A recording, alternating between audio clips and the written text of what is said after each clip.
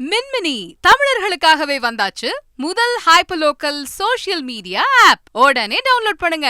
பிரதமர் மோடி மக்களுக்கான தலைவரா அல்லது கோவில் பூசாரியா என்றும், பிரதமரே ராமர் கோவிலில் தாழ்த்தப்பட்டவராக நடத்தப்பட்டுள்ளதாகவும் நாம் தமிழர் கட்சி ஒருங்கிணைப்பாளர் சீமான் விமர்சித்துள்ளார்.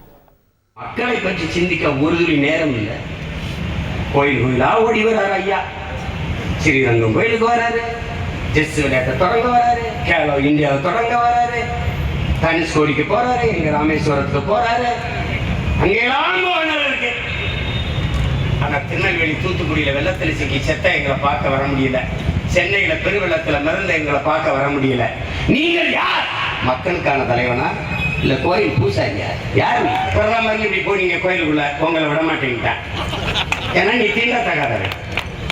எல்லாருக்கும் இந்த லட்டை கொடுத்துட்டு சாமி உங்களை பிரதமரை விட்டுட்டு ஒரு மாநில முதலமைச்சர் யோகி ஆதித்யநாத் கொடுத்துட்டு போயிட்டான். நீங்க அவமானத்தில் தலை குனிஞ்சிட்டீங்க. பிரதமருக்கே அந்த நிலைமையெல்லாம் சாதாரண மக்களுக்கு எங்களுக்கு என்ன நிலைமை? மின்மினி தமிழர்களுக்காகவே வந்தாச்சு முதல் ஹைப்பர்லோக்கல் சோஷியல் மீடியா ஆப். உடனே டவுன்லோட் பண்ணுங்க.